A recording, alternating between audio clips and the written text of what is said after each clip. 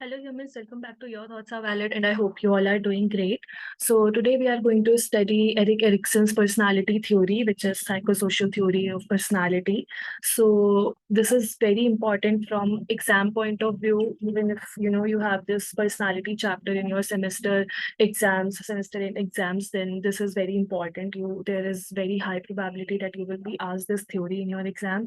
So even for that, this is important, and there are for all the exams like NET, MPhil, this theory is quite important. So please listen to this theory carefully. Also, I'm going to mention the tricks at the end of the after teaching the theory, I'm going to tell you the tricks so that you can remember this theory easily, because it has 8 stages and it's a bit difficult to learn it and just able to remember it. So that's why there are tricks. So let's start. Let's just see. So as you can see, like the lifespan of Erik Erikson was from 1902 to 1994, and this is the quote he gave, or the thing he said: the personality is engaged with the hazards of existence continuously, even as the body's metabolism copes with decay. So let's start with the video. So let's just understand the context from where Erik Erikson came from, the background he came from. So Erik Erikson was a prominent psychologist and psychoanalyst, and he was known for groundbreaking work in the field of developmental psychology. Okay, developmental psychology. He is best known for his psychosocial development theory, as it outlines various stages of human development from infancy to old age. And he was greatly influenced by Sigmund Freud and Freud, but he expanded on their theories to focus more on the role of social and cultural factors in human development and not just on the sexual desires. He expanded the theories and focused more on the social cultural aspect in human development. So let's move on to the theory, the psychosocial theory of development. So what are the key concepts in this theory? First is epigenetic principle. What does this mean? That development unfolds in a predetermined sequence of stages, where each stage builds upon the successful resolution of the previous one. Okay, so consider it like a game. Okay, so like you can understand it by the example of Candy Crush or Angry Birds, if you have played that. So until and unless one stage is resolved, like one until and unless you have completed stage one, you cannot move on to stage two. It's not like you can leave it on the stage one. You can just skip the stage one and move on to stage two. You can only move upward once you complete the previous stage, right? So they are saying development is like that itself. So it unfolds in a predetermined sequence of stages. So according to Erikson, they are saying that the stages are already made. There are different stages across the lifespan, and those stages are already decided. Just like in the game, it is pre-decided that what is going to be in stage two, stage three, stage four. So just like that, even in lifespan development, stages are clear. So development keeps unfolding in those predetermined sequence of stages. So it's like each stage builds upon the successful resolution of the previous one. Okay, so just look at the picture here for the epigenetic principle. What is it saying? Anything that grows has a ground plan, and that out of his ground plan, the parts arise, each part having its time of special ascendancy, until all parts have arisen to form a functioning whole.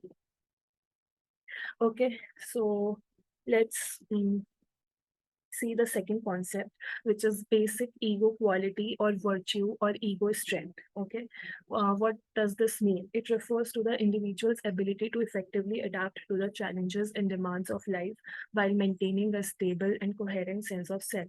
So like we all are living a life, so it's not like we are never going to face difficulties.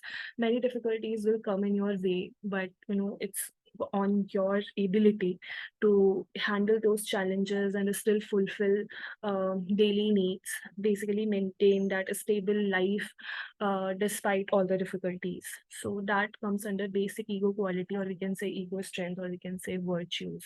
Okay, Then let's see what is the third concept, basic crisis.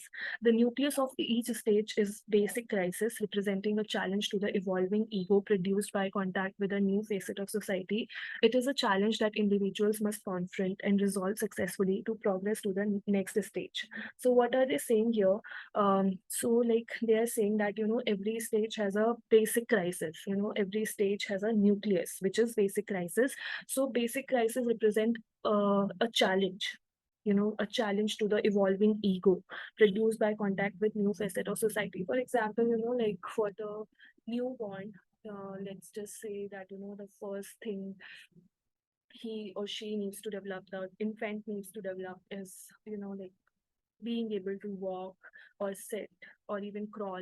So, because they have to meet the demands of the society, right? So, at that stage, we can say that, and in the infancy stage, we can say, not the infancy, but the toddler stage, we can say that the basic crisis, like the basic aim is to walk. Okay.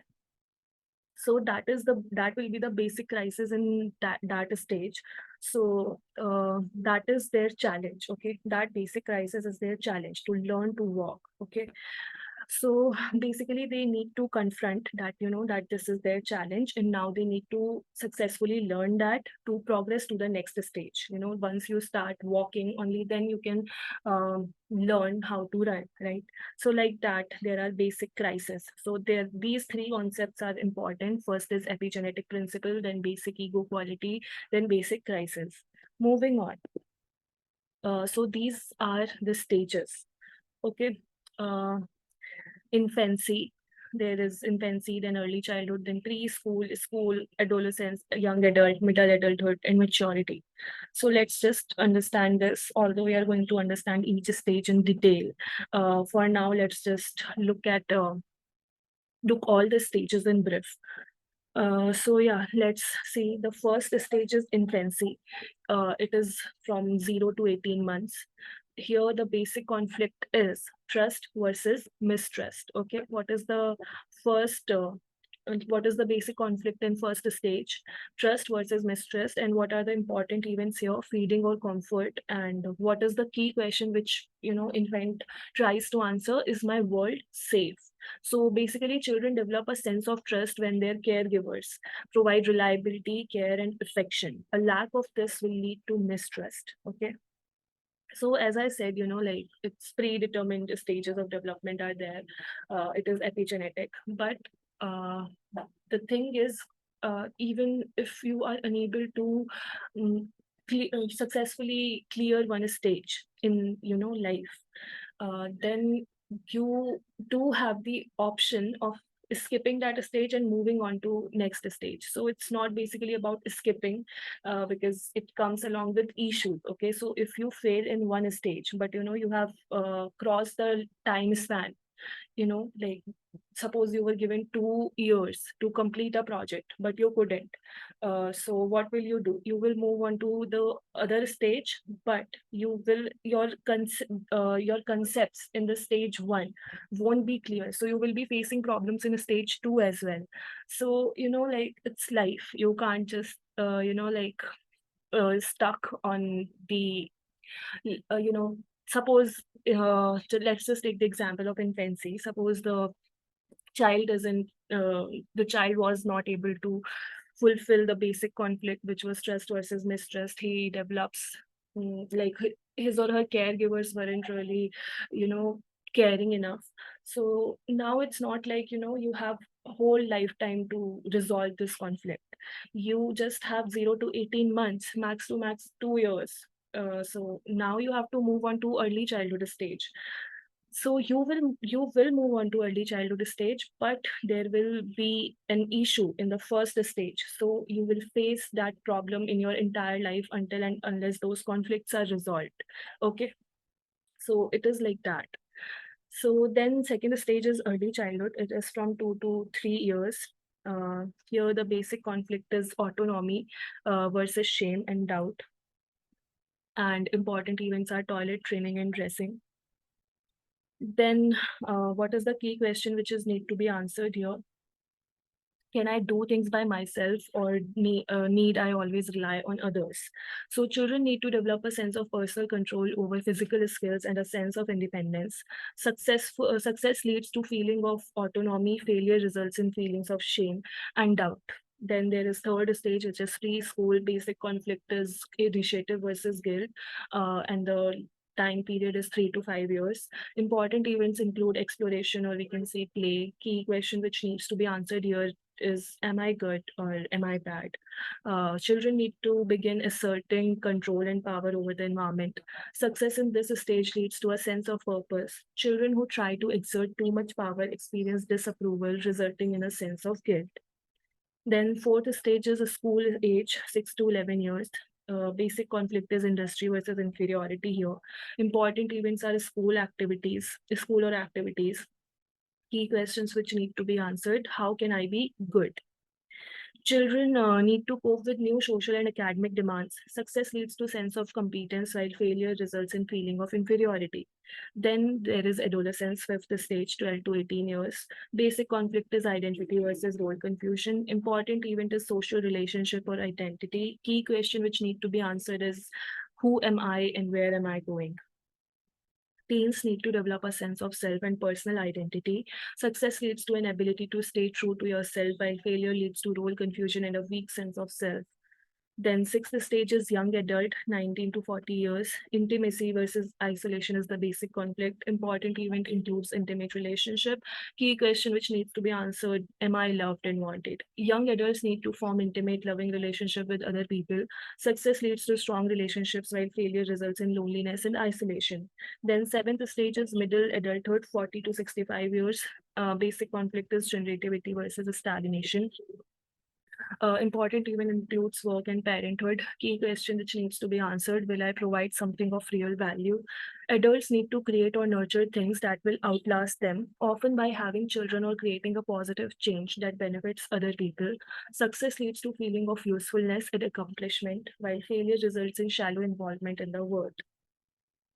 Then the last stage is maturity, which is from 65 years onward. Basic conflict is ego identity versus despair. Important events include reflection on life. Key question which needs to be answered is, have I lived a full life? Outcome is, older adults need to look back on life and feel a sense of fulfillment. Success at this stage leads to a feeling of wisdom, while failure results in regret, bitterness, and despair. So these are the 8 stages in brief. Now let's understand each stage in detail. First stage, basic trust versus basic mistrust. Basic trust is demonstrated through the infant's capacity to sleep peacefully, to take nourishment comfortably, and excrete in a relaxful manner. Acceptance of the state that mother may be absent for a while, but trust that she will return. If the infant's care is harsh or inconsistent, he will develop a sense of mistrust and fear. This can carry over to feelings of anxiety, heightened insecurity, and an overall feeling of mistrust of the world around him. The proper ratio of trust and mistrust result in the ascendance of hope, the enduring belief in the attainability of wishes. Okay, so like basic trust comes from, if the infant is able to sleep peacefully, like sometimes you have to pat the infant so that he or she can sleep peacefully. And, you must have seen mothers, patting on the back of infants, or, just walking them and walking them so that they can sleep, and then also like singing a lullaby to them so that they can sleep. Then nourishment, like when mothers or whoever the caregiver is are able to understand that now the infant needs milk, or whatever the food consumption of the infant is. So basically nourishment. And then they can excrete in a relaxful manner, like they are getting cleaned whenever they excrete. So like that, this is how basic trust is developed. It completely depends on the care the caregiver is giving. Okay, only if the caregiver is caring enough, only then you will be able to develop a sense of trust, with the caregiver, and then when you grow up with the others. Okay, so there will be acceptance that mother won't be there for 24/7, but like she will be there after a while she will return. So if the infant's care is harsh or it's inconsistent, so he will develop a sense of mistrust and fear. This will lead to child being anxious, and then as a grown up he would be really anxious and might have really heightened insecurities and basically mistrusting everyone around him. The proper ratio of trust and mistrust results in the ascendance of hope. Like if you are successfully able to resolve this stage, then you have developed the virtue of hope. Then the enduring belief in the attainability of wishes. Okay. Then moving on to stage two, which is autonomy versus shame and doubt. So the child is developing physically and becoming more mobile, discovering that he or she has many skills and abilities, such as putting on clothes and shoes, playing with toys, etc.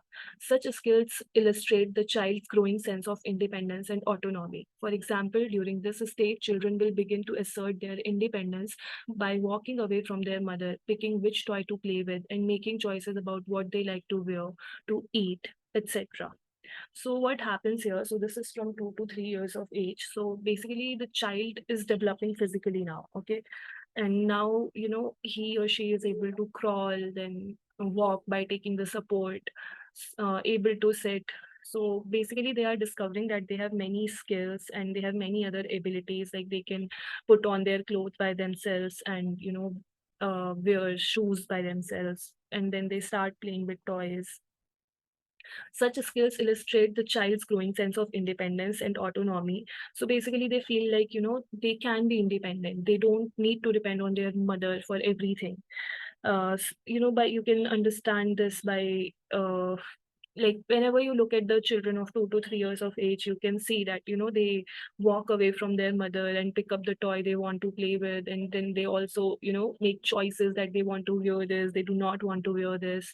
So like that, you must have noticed this. If you have seen any 2 to 3 year toddler around you, you must have seen them doing all this. Erikson states it is critical that parents allow their children to explore the limits of their abilities within an encouraging environment that is tolerant of failure. So Erickson says that parents need to allow children to explore their limits. Because some parents are really anxious and very uh, critical of not allowing their uh, kids to do anything on their own. So although they are doing it out of care, but they should not, because the child needs to learn how to be independent. So it depends on parents, and they have to make sure that their child is able to explore the limits of their abilities, and within a safe environment, of course, not like just leaving them on the road, that they need to be independent. No, at that stage you don't need to leave them on the road. They should be under your supervision whenever they are exploring something new, but you should let them explore. And they should also mm, can explore failure, that whenever they are walking they will fall, but even if they are falling, just make sure they are on carpet, and they are just like they won't get hurt that much. So just like they can understand what failure is, and they can tolerate failure in future. Success in this stage will lead to the virtue of will. So, if children in this stage are encouraged and supported in their increased independence, they become more confident and secure in their own ability to survive in the world.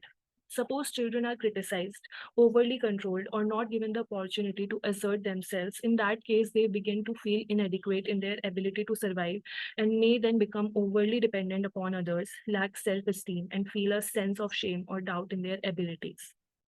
Okay, so if parents are able to understand how much they need to give, give freedom to their child at this stage to, explore their ability, explore his or her ability, then, they will develop the virtue of will. The children will develop the virtue of will. They will feel, independent, and they will be confident and secure that they can survive in this world.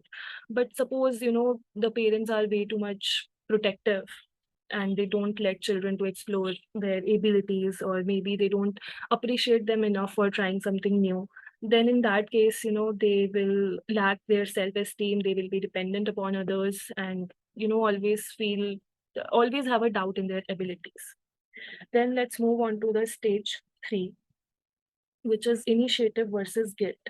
So children begin to plan activities, make up games, and initiate activities with others. If given this opportunity, children develop a sense of initiative and feel secure in their ability to lead others and make decisions. Success at this stage leads to a sense of purpose. Conversely, if this tendency is squelched, either through criticism or control, children develop a sense of guilt. The child will often overstep the mark in his forcefulness, and the danger is that the parents will tend to punish the child and restrict his initiative too much. It is at this stage that the child will begin to ask many questions as his thirst for knowledge grows. If the parents treat the child's question as trivial, a nuisance, or embarrassing, or other aspects of their behavior as threatening, the child may feel guilty for being a nuisance. A healthy balance between initiative and guilt is important. Success in this stage will lead to the virtue of purpose, while failure results in sense of guilt. Okay, so what is the time period of this third stage? It is preschool and it is 3 to 5 years. So, children start going to school, then they, plan activities, they make up their own games, they play like ghar ghar, and like, they make their own games, they have their imaginary kitchen, they are just happy in themselves in planning up their own games and activities, and they initiate games or activities with others, they just go to other children and like, will you play with me, let's play this. And if given this opportunity, children develop a sense of initiative, if they are allowed to make up their own games and parents play with them or allow them to, socialize with other children, then they feel secure in their ability to lead others and make their own decision. And success at this stage basically leads to sense of purpose. But if this tendency is squelched, like either parents are criticizing or controlling children a lot, that this is such a bad game, this is not even a game, you should play better games and all those things, then children develop a sense of guilt. Okay, so the child will often overstep the mark in his forcefulness, and the danger is that parents will tend to punish the child and restrict his initiative too much. So it is at this stage that the children will begin to ask many questions, because they are curious, they want to know everything, whatever they see, they want to know what is happening. So if the parents treat the child's question as trivial and embarrassing, trivial, a nuisance or embarrassing, or other aspects of their behavior as threatening, then the child may feel guilty for being a nuisance. So there should be a healthy balance between initiative and guilt, and success in this stage will lead to virtue of purpose, while failure results in sense of guilt. So it's very important that the child is not appreciated for everything he or she is initiating. It should depend on what he or she is initiating, because he needs to be like, he needs to feel guilty if he or she is doing something wrong. Okay, so there should be a balance between initiative and guilt. Okay, so like, if the child is, like, started stealing money from anywhere they are seeing the money, like from their father's pocket or anything, then they need to understand that that act is wrong and they need to feel guilty about it. So there should be a healthy balance between initiative and guilt. Then there is stage 4, which is industry versus inferiority. So what was the time span here? 6 to 11 years. So what happens in this stage? If children are encouraged and reinforced for their initiative, they begin to feel industrious, or we can say competent, and feel confident in their ability to achieve goals. If their initiative is not encouraged, if parents or teachers restrict it, then the child begins to feel inferior, doubting his own abilities, and therefore may not reach his or her potential. If the child cannot develop this specific skill they feel society is demanding, that is being athletic, they may develop a sense of inferiority. So basically, here children should be encouraged and reinforced for whatever initiative they took. So only after that they begin to feel competent, or like hardworking, or industrious, and feel confident that they can achieve goals. And if their initiative is not encouraged, or they are restricted to take any initiative, then they start feeling inferior and start doubting themselves, and not reach his or her potential because of these reasons. If they cannot develop specific skills which society is demanding, they feel that society is demanding, like being too athletic, or not too just being athletic or being academically very good. And if they are unable to do that, they may develop a sense of inferiority. Some failure is necessary so that child can develop some modesty, and not grow up being a narcissistic, that they can achieve anything, they are the best. So there is the failure is also necessary. Again, a balance between competence and modesty is necessary. Success in this stage will lead to the virtue of competence. Then moving on to stage 5, which is identity versus identity confusion. Age group here is 12 to 18 years. So during adolescence, the transition from childhood to adulthood is most important. Okay. Now it's like, this is the transition phase between childhood and adulthood. Children are becoming more independent and looking at their future, regarding careers as well as relationship, family, housing, everything. And the individual wants to belong to a society and fit in that society. Teenagers want to explore themselves. They want to establish a sense of self, and, they want to experiment with different roles, activities, and behaviors. According to Erikson, this is important to the process of forming a strong identity and developing a sense of direction in life. Exploration is very important at this stage, because they need to know what their passion is, what they like to do, because at this stage they will have to take many decisions about their career. So that's why it's important. Then this is a major stage of development where the child has to learn the roles he will occupy as an adult. And it is during this stage that the adolescent will re-examine his identity and try to find out exactly who or she is. Like, even in preschool age or school age, you feel like, you have, like, many people ask you that what do you want to be when you grow up. So, usually you make these decisions uh, like, very vaguely, because you are not really informed how to make career decisions. You just, see someone working as that, and you feel like this is so exciting, and you just feel like, oh, I want to be this one. When this stage arrives, adolescence, then at this stage, you re examine your identity, and you re-examine your identity and try to figure out what exactly you want to be, what exactly you want to be. So Erikson suggests that two identities are involved in this stage: the sexual and the occupational. Virtue is fidelity. So if adolescents successfully navigate this stage and establish a secure sense of identity, they develop the psychosocial virtue of fidelity. Like, if you are able to identify what you really want to be, what you really want from your life, then you will be able to develop the psychosocial virtue of fidelity. So what fidelity means? Faithfulness. Okay, fidelity is faithfulness. So fidelity refers to deep sense of loyalty and commitment to oneself and one's values. It involves a strong sense of self-awareness and the ability to be true to oneself while maintaining meaningful connection with others. During this period, they explore possibilities and begin to form their own identity based on the outcome of their exploration. Failure to establish a sense of identity within society, like, I don't know what I want to be when I grow up, can lead to identity confusion. Identity confusion involves the individual not being sure about themselves or their place in society.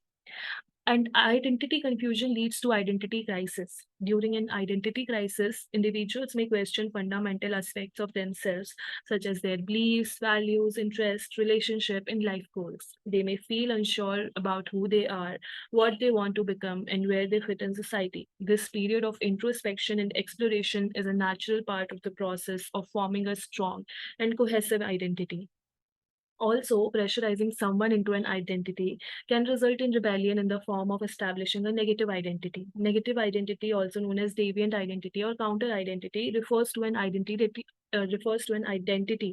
that is formed in opposition to or in rebellion against societal norms, cultural expectations, or the values of the mainstream. It involves adopting an identity that is contrary to what is generally accepted or considered socially inappropriate. Okay, so if you don't have enough guidance and you are just very confused what you really want to be, then it will lead to identity crisis. But if someone else, your parents or your peers, are pressurizing you to recognize as someone, or like this is who you want to be, someone else is telling you, then what happens is this results in the formation of negative identity. So it involves adopting an identity that is contrary to what is generally accepted or considered socially inappropriate. Okay, so this is stage 5. Then there is stage 6, which is intimacy versus isolation. So the stage 6, so the time period here is 19 to 40 years of age. So let's see what is the stage 6, that is intimacy versus isolation. So during this stage, we begin to share ourselves more intimately with others. We explore relationships leading toward longer term commitments with someone other than a family member. Successful completion of this stage can result in happy relationships and a sense of commitment, safety, and care within a relationship. Avoiding intimacy, fearing commitment, and relationship can lead to isolation, loneliness, and sometimes depression. Successful resolution of this stage results in the virtue known as love. It is marked by the ability to form lasting, meaningful relationships with other people. So this is quite simple to understand. I really don't think I need to explain this in detail. So let's move on to stage 7, which is generativity versus stagnation. So this is like the time period here is 40 to 65 years of age. So psychologically, generativity refers to marking your mark on the world through creating or nurturing things that will outlast an individual. During middle age, individuals experience a need to create or nurture things that will outlast them, often having mentees or creating positive changes that will benefit other people. Okay, so at this stage you usually want to like make remarkable contribution in the society so that you will be remembered even when you are not in the world, even when you are not alive. We give back to society by raising our children. Like it is like an evolutionary aspect in every individual, that they want to run a family, they don't want their family to end with them, they want their children to run their family. So basically this generativity happens by raising our children, or by doing exceptional work in their own field and participating in community activities or organizations like donation or any charity. Through generativity, we develop a sense of being a part of the bigger picture. Success leads to feeling of usefulness and accomplishment, while failure results in shallow involvement in the world. By failing to find a way to contribute, we become stagnant and feel unproductive. These individuals may feel disconnected or uninvolved with their community and with society as whole. And if you are successful in this stage, it will lead to virtue of care. Okay. So yeah, let's move on to the last stage, which is integrity versus despair. So what happens here is, this is 65 years onwards. So crisis, ego, integrity versus despair. During late adulthood, individuals face central psychosocial crisis of ego, integrity versus despair. This crisis involves contemplating the life one has lived, the choices made, and the impact one has had on others. Individuals reflect on their achievements, successes, and failures and evaluate whether their life has been meaningful and worthwhile. Okay, so here, like individuals, usually what they do, they look back at their life they had lived, and the choices they have made, and failures and everything, failure, success, whatever they have encountered in their life, and look back at that and see if they had done something meaningful and worthwhile or not. What is the positive outcome here? Ego integrity. So basically, individuals with sense of ego integrity feels a sense of satisfaction and contentment with life. Like if someone is looking back at their life and they feel like they have done their best, and they have had their ups and downs and they were still able to live a peaceful and a good life, then they feel satisfied, they feel content, they possess a positive outlook and have profound understanding of the complexities of life. They are more likely to accept inevitability of death. Like they are able to understand that death is inevitable, and yes, it's fine. Even if they die, they don't have any regrets. They can face the end of life with grace and dignity. Then negative outcome is despair. So failure to achieve ego integrity can lead to feelings of despair. Individuals experiencing despair may regret the choices they made, harbor resentment or bitterness, and struggle to find meaning in their lives. They may feel overwhelmed by a sense of wasted opportunities and unresolved conflicts. So, like if someone fails to, like, they look back at their life and they feel like they didn't do anything productive or they didn't make any contribution in the world, it might lead to the feeling of despair. What is the virtue that comes here? It's wisdom. So, if individuals successfully navigate this stage and achieve ego integrity, they develop the psychosocial virtue of wisdom. Wisdom basically refers to deep understanding of life gained through the integration of life experiences and the ability to accept the limitations of human existence. Okay. So these are the 8 stages. So now let's revise these stages along with the how to memorize Erikson's theory. So Erikson's stage 1 is trust versus mistrust, 0 to 18 years. So understand this by Rusty, okay? Rust, okay? How? Because rust sounds like trust and its opposite is mistrust. So just remember, you can remember it like uh, here there is image given, but you can remember it like one is bun is rusty, and with rusty you can understand trust and mistrust. Okay. Then Erickson's second stage is autonomy versus shame. So just remember that just imagine in your mind, there is one guy named Shane. So Shane sounds like Shane, and he is riding on an automatic bike. Okay, he is riding on an automatic bike. So auto will stand for autonomy here, and bike has 2 wheels. So uh, like bike has 2 wheels. So 2 wheels means a stage 2. Also in stage 1, it's like rusty one, like you can just say that the spot is rusty one. So like that, just remember that that one was for stage 1. So these are the first 2 stages, trick for first 2 stages. Then for stage 3, you can imagine a tree, which sounds like tree. Then beside an initiative in with bedded quilts sound like guilt, and then initiative in, uh, imagine a tree beside an initiative in. Okay, like that's a 10.